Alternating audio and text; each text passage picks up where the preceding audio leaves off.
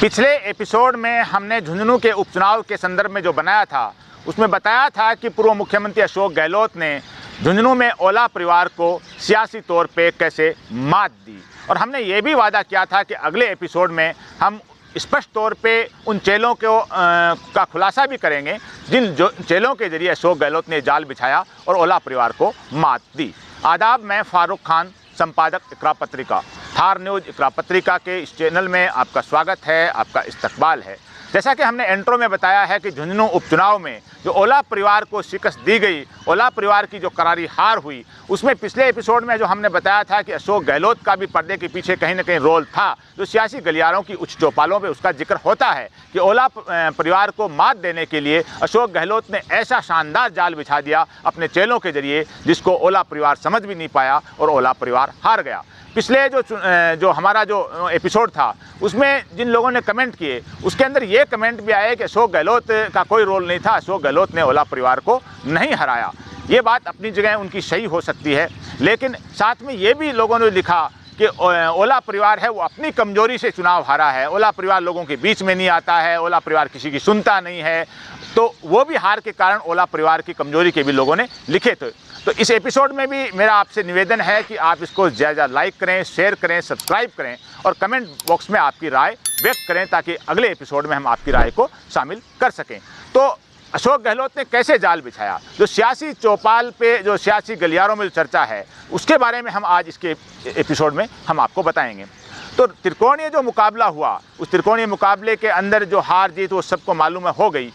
तो सबसे पहला जो माहौल बनाया गया, 4 जून को जो लोकसभा की जो गिनती हुई और ब्रजेंद्र ओला हैं वो सांसद बन गए, उसके बाद में वहाँ पूरी तरह से एक आदमी एक्टिव हुए, जो राजेंद्र गुड़ा, जो 2 बार के विधायक और मंत्री रहे हैं, वो एक्टिव हुए और वो मैदान में उतरे और वो तीसरे नंबर पे रहे। इस बीच एक और बड़े आदमी भी एक्टिव हुए, वो एमडी चोपदार, जो राजस्थान मदरसा बोर्ड के चेयरमैन हैं। उन्होंने टिकट मांगी कांग्रेस की, जाहिर सी बात है उनका अधिकार है, वो कांग्रेस में शामिल हैं, तो वे मैदान में आए। साथ में अशफाक हुसैन जो रिटायर आईएएस हैं वे मैदान में आए, उन्होंने भी कांग्रेस से टिकट मांगी। ये सबका अपना अपना अधिकार है। लेकिन जो वहाँ झुंझुनू में जो माहौल बनाया गया, वो माहौल पूरी तरह से ये बना दिया गया कि ओला परिवार है वो मुसलमानों का विरोधी है और उसके अंदर पूरी तरह से कि टिकट का हमारा अधिकार है, सारा ऐसा एक माहौल बनाया गया। तो एमडी चोपदार हैं, वो जो अशोक गहलोत के चेले हैं, ये सबको मालूम है, अशोक गहलोत के नज़दीक हैं एमडी चोपदार। तो एमडी चोपदार को 2023 में चुनाव से पहले जो मुख्य चुनाव हुआ था, आम चुनाव विधानसभा का, उसे 7-8 महीने पहले अशोक गहलोत ने ही मदरसा बोर्ड का चेयरमैन बनाया था और मदरसा बोर्ड का चेयरमैन साथ में राज्य मंत्री भी बनाया था। जो सारी कहानी जो बयान की जा रही है कि प्रियंका गांधी की सिफारिश पर, इमरान प्रतापगढ़ी जो कांग्रेस के बड़े नेता हैं, राज्यसभा के सांसद हैं, इनकी सिफारिश पर अशोक गहलोत ने जो 2023 में मदरसा बोर्ड का चेयरमैन बनाया। 2023 के चुनाव में कहीं एमडी चोपदार ने इतना बड़ा उग्र प्रदर्शन नहीं किया, इतने बड़े पैमाने पे 2023 के अंदर टिकट नहीं मांगी। लेकिन जो उपचुनाव के अंदर जो मांगी गई और टिकट, जाहिर सी बात है कि सबको मालूम था कि मिलने वाली भी नहीं है, क्योंकि कांग्रेस के बारे में चर्चा ये थी कि ब्रजेंद्र ओला से वादा लिया गया है कि उन्हीं के परिवार को चुनाव जीतने के बाद उपचुनाव में टिकट दी जाएगी। तो अब जो पूरा माहौल जो बनाया गया, उस माहौल में ये हुआ कि एमडी चोपदार ने मुसलमानों के साथ अन्याय के नाम पर मुसलमानों का टिकट का हक है, ऐसा माहौल बनाने के लिए पूरी तरह से मुसलमानों को एक तरह का एक्टिव कर दिया। और साथ में जो राजेंद्र गुड़ा थे वो भी मैदान में थे, तो वो भी पूरी तरह से एक्टिव थे। तो ये जो सारा माहौल बनाया गया, उसके अंदर बाद में क्या हुआ कि 11 अक्टूबर को झुंझुनू के अंदर मुस्लिम न्याय मंच के नाम से एक बड़ा प्रोग्राम हुआ और उसके अंदर मुस्लिम महापंचायत की गई और मुसलमानों की टिकट का दावा ऐसा पेश किया गया 11 अक्टूबर को। और फिर उसके बाद में जो 21 अक्टूबर को जो कांग्रेस का वॉर रूम था जयपुर के अंदर, वहाँ एमडी चोपदार ने अपने समर्थकों के साथ टिकट की मांग की और तख्तियां लगा करके विरोध प्रदर्शन किया। कांग्रेस में संभवतः ऐसा पहली बार हुआ कि टिकट जो मांगने वाला है वो आदमी प्रदर्शन में शामिल है। हालांकि उसके जो समर्थक हैं वो समर्थक हर बार टिकट मांगते भी हैं, दिल्ली और जयपुर तक विरोध प्रदर्शन भी करते हैं, कार्यालयों में तोड़फोड़ तक हो जाती हैं। ऐसा कांग्रेस में और अन्य पार्टियों में होता रहा है। लेकिन कांग्रेस में जहाँ तक हमें ऐसा कोई याद नहीं है कि जो उम्मीदवार खुद बन रहा हो वो खुद वार रूम के सामने आकर के तख्तियां लगा करके और वार रूम के सामने धरना प्रदर्शन अपने समर्थकों के साथ करे। ऐसा 21 अक्टूबर को पहली बार एमडी चोपदार ने किया। अब उसके बाद में टिकट नहीं मिली, बृजेंद्र ओला के बेटे अमित ओला को टिकट मिल गई, फार्म भर दिया गया। इस बीच एमडी चोपदार ने भी फार्म लिया और अशफाक हुसैन जो रिटायर्ड आईएएस हैं उन्होंने भी फार्म लिया। एमडी चोपदार ने फार्म नहीं भरा और अशफाक हुसैन ने फार्म भर दिया। फिर 28 अक्टूबर को एक फिर मुस्लिम महापंचायत के नाम पर झुंझुनू में 500-700 लोगों की एक मीटिंग हुई। उसमें एमडी चोपदार ने फिर वही कौम का जो बातें कही कि मुस्लिम कौम के साथ अन्याय हुई है, मेरी सुनी नहीं गई, और वो बड़े इमोशनल हो गए। ये सब के अपनी अपनी चीज़ें हैं कि लोग टिकट मांग भी सकते हैं, किसी का विरोध कर भी सकते हैं, किसी का समर्थन कर भी सकते हैं। अशफाक हुसैन जिन्होंने फार्म भरा था उन्होंने फार्म वापस ले लिया। अब होता क्या है कि उसके बाद एमडी चोपदार सियासी तौर पे पूरी तरह से जो उपचुनाव जो हुआ 13 नवंबर को, तब तक पूरी तरह से निष्क्रिय हो गए, कहीं नज़र नहीं आए। वो वैवाहिक प्रोग्रामों में नज़र आए, उन्हीं चीज़ों की उन्होंने सोशल मीडिया पे डाल ली, फेसबुक पेज पे, लेकिन उन्होंने कहीं भी सियासी कोई बयानबाजी नहीं की। वो किसके समर्थन में थे, किसके विरोध में थे, ये भी कहीं नज़र नहीं आए। अब बाद में क्या होता है कि जो चुनाव प्रचार चलता रहा, उस चुनाव प्रचार के दौरान ही 7 नवंबर को चूरू के अंदर वक्फ बचाओ जो एक कॉन्फ्रेंस हुई। उस कॉन्फ्रेंस के अंदर जो वक्फ बोर्ड के चेयरमैन थे खानू खां बुधवाली और अल्पसंख्यक आयोग के राजस्थान के चेयरमैन और आदर्श नगर के विधायक और मुख्य सचेतक राजस्थान विधानसभा में कांग्रेस के रफीक खान, ये लोग मंच पे थे। यहाँ एमडी चोपदार भी उस मंच पे थे और उन्हीं दिनों में रफीक खान और खानू खां ये लोग वहाँ पर झुंझुनू में कांग्रेस का प्रचार कर रहे थे। अमित ओला को जिताने के लिए जी जान लगा रखा था, लेकिन ये लोग एमडी चोपदार को सक्रिय नहीं कर पाए। ये जो कांग्रेस की जो चीज़ें हैं कि कांग्रेस में जो लीडरशिप के नाम पे जो हो क्या रहा है।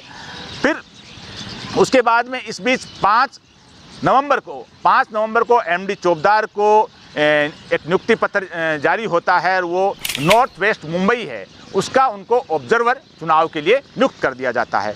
14 नवंबर को वो मुंबई के इस बारे में पूरा एक लेख और अपना ये नियुक्ति पत्र डालते हैं सोशल मीडिया पेज पर, और फिर जाकर के महाराष्ट्र के अंदर वे प्रचार करते हैं। यानी 13 नवंबर को जो राजस्थान के उपचुनाव हुए उसके अंदर वो कहीं सक्रिय नहीं थे, न स्पष्ट तौर पे कांग्रेस के समर्थन में थे, न किसी और के समर्थन में थे, और फिर जाकर के महाराष्ट्र में वो कांग्रेस का प्रचार कर रहे हैं। कांग्रेस का उनको ऑब्जर्वर अपॉइंट किया जाता है। 16 नवंबर को जो राजस्थान विधानसभा में जो टीकाराम जूली हैं नेता प्रतिपक्ष, उनको गुलदस्ता देते हुए कि वो फ़ोटो, उनको बधाई संदेश उनको मिलते हुए कि वो अपने फेसबुक पेज पर लगाते हैं।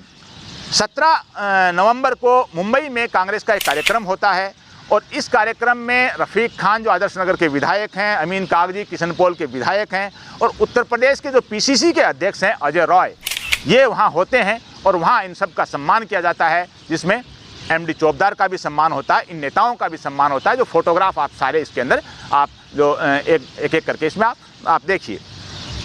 और 17 नवंबर को मुंबई में एक और कार्यक्रम, उसकी डिटेल एमडी चोपदार ने अपने फेसबुक पेज पर डाली है, जिसमें जो कांग्रेस के जो महासचिव हैं, राष्ट्रीय महासचिव अविनाश पांडे और पूर्व केंद्रीय मंत्री और कांग्रेस के कद्दावर नेता सलमान खुर्शीद वे मंच पे हैं, एमडी चोपदार भी मंच में हैं।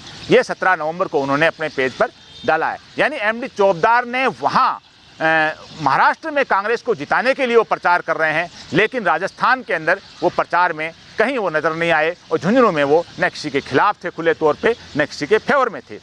अब होता क्या है कि 23 नवंबर को मतगणना होती है और 23 नवंबर को मतगणना के दिन राजस्थान की जो 7 सीटें हैं उसमें से कांग्रेस सिर्फ 2 जीतती है, बाकी तमाम सीटें हार जाती है और 3 सीटों पे जमानत जब्त हो जाती है और झुंझुनू भी हार जाती है।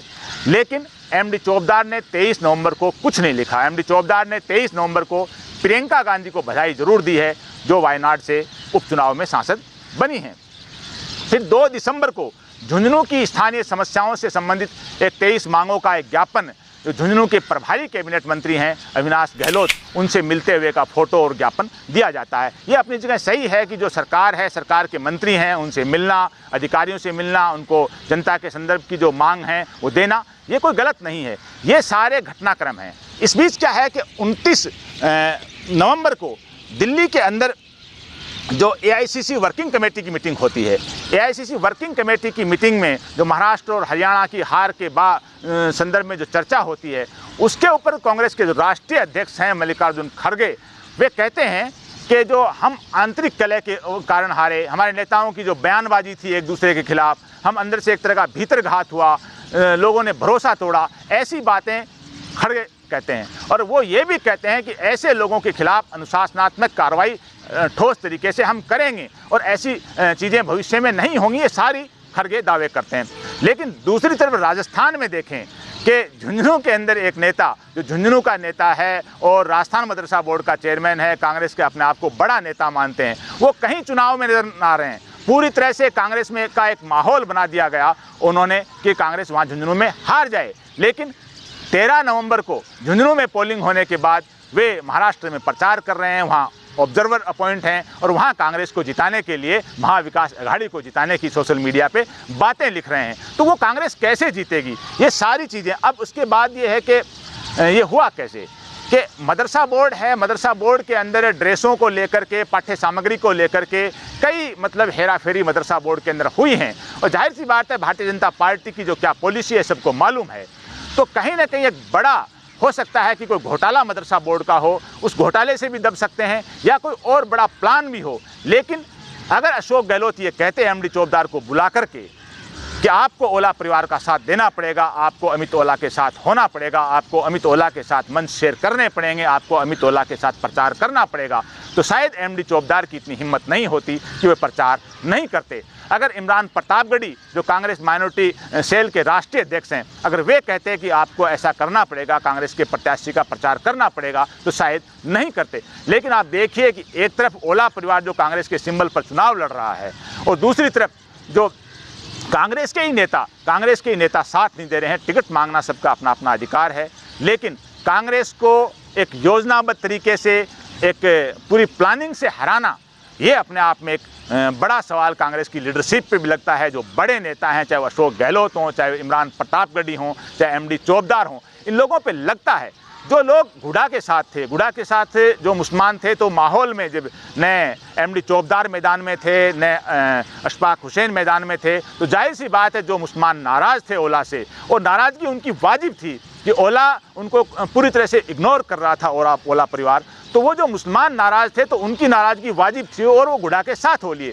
लेकिन जो लोग खुले तौर पे बीजेपी के साथ थे, खुले तौर पे गुड़ा के साथ थे, उनका तो कहीं इसमें नहीं है। लेकिन जो लोग न गुड़ा के साथ थे, न बीजेपी के साथ थे, न ओला परिवार के साथ थे, और कहीं ना कहीं भीतर घात करके, प्लान बना करके ओला परिवार को जो हराने की जो कोशिश की गई, वो कोशिश अपने आप में जो सियासी गलियारों में चर्चा है, उसका एक पार्ट हमने बताया है। आगे भी हम और पार्ट भी बताने की कोशिश करेंगे कि ओला परिवार को किस ने किसके ज़रिए मात दी।